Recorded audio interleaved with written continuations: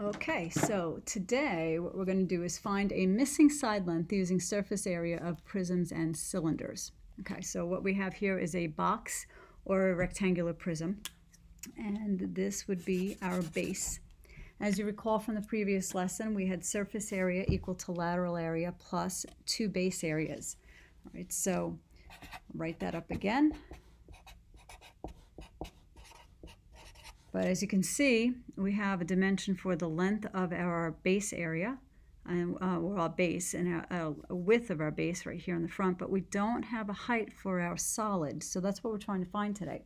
So we're going to be given the surface area, and we want to find a missing dimension, in this case, the height of the solid. All right, so this is going to be our base. Okay, we have one here, one in the front, and then we have a side here, it's the same underneath, and a side here on the lateral over here and here. So we're going to use this so we can see it.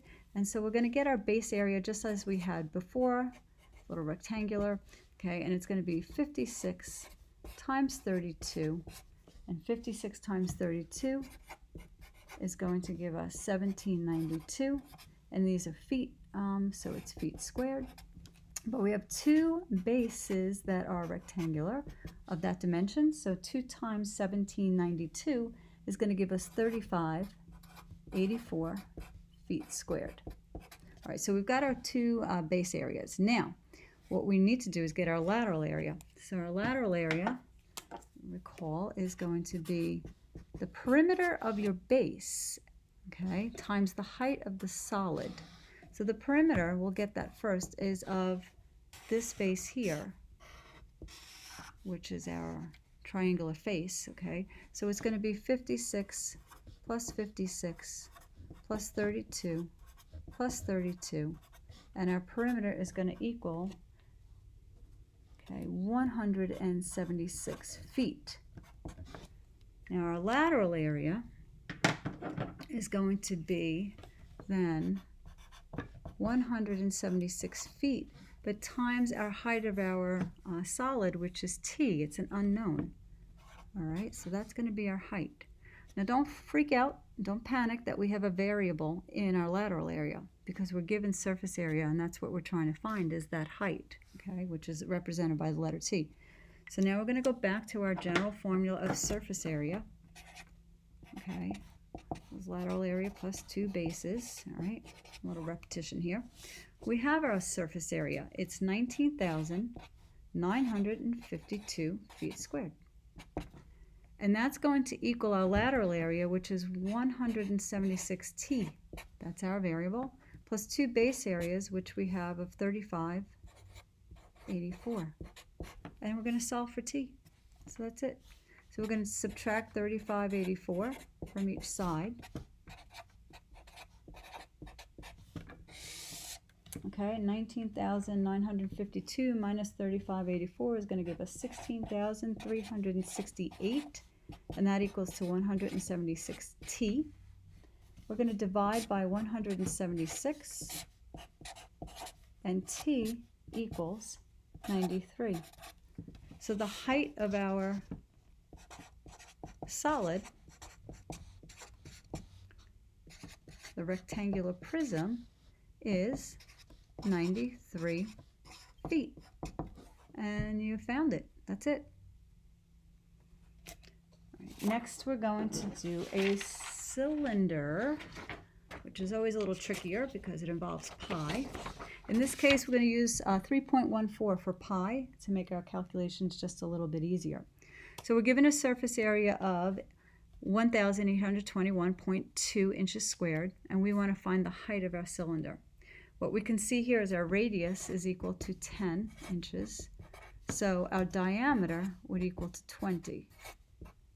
Okay, now we need diameter because we're going to be working with lateral area, which is perimeter times height, and in this case our perimeter is our circumference, so we're going to need d, our diameter. Okay, so first let's get our base area, okay, of our circle. Okay, remember it's pi r squared. Our radius is 10, so it's pi times 10 squared. So the base area is 100 pi. But we have 2 of those, so again, 2 times our base area is 200 pi. Okay, and this is inches squared, right? All right, now, what we also need to do is get our lateral area, and our lateral area is equal to, in this case, circumference times height of the solid, okay? Well, circumference is pi d, okay? So circumference is going to be 20 pi, okay, inches. So lateral area equals 20 pi times height, which is h, because we don't know it. That's what we're trying to find out. So lateral area is going to be 20 pi, keep that together, h. Now, because I want you to use 3.14 for the pi this time to make our calculations just a little bit easier rather than rounding to whole numbers, which you can do. You can use pi and then round to a whole number in the end. But we're going to leave it right now until we need to use that, okay? So now we're going to go back to our surface area. Okay, and our surface area is lateral area plus 2 base areas. Our surface area is 1821.2. Our lateral area is 20 pi h. And our 2 base areas are 200 pi. Now what I'll do is I'll use 3.14 for pi. And so I'll have 1821.2 equals 20 pi is 62.8 times h when I'm using 3.14. And 200 pi, when I'm using 3.14, is 628. Now we're going to solve for h. We'll subtract 628 on each side. We're going to get 1,193.2. Okay, not writing too well here. Equals to 62.8 h. And then we're going to divide by 62.8 and 62.8. And h, which is the height of our solid, is 19, and it's feet. And you have found it. All right. And lastly, we're going to look at a cube. Cubes are kind of interesting because cubes, all the side lengths are the same. So S, S, and S. All right. We're given a surface area of 486 units squared, and we want to find the length of the side of the cube, which is the height, the length, and the width all together, right? Okay, so I'll make this easy. Let's find the area of the base, which is, we can use this one. Okay, that's our side, our base. All right, so it's side squared, S times S. We have 2 of those. So it's 2 times S squared, okay? Lateral area equals perimeter times the height of the solid. Well, perimeter is just this added all up. So it's S plus S plus S plus S. So perimeter is 4S. The height of our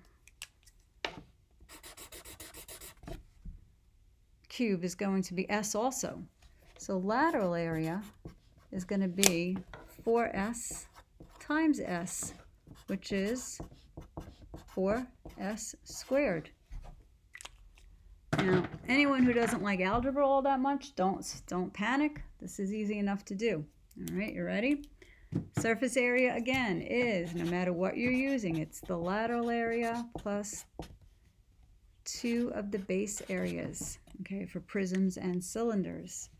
So the surface area we have, and we're going to plug in our lateral area and our 2 bases. So actually, let's get rid of that. Let's just go right for it. 486 is our surface area. Our lateral area is 4S squared. We're going to add our 2 base areas, which came out to 2S squared. So 486 equals 6S squared. That always happens for a cube who's missing a side because the sides are all the same. So 6S squared will always be what's going to equal to your surface area. That's a little cheat note. Divide by 6. Okay, when we do that, we're going to get S squared equals to 81. And you take the square root of each side, positive, negative, don't forget that. Mathematically, that's correct. And S equals, we only want the positive because it's a length, and it's 9. So S equals to 9. And in this case, we didn't have units, so we'll just put units. And that's it. You have found the missing side of a cube, given the surface area.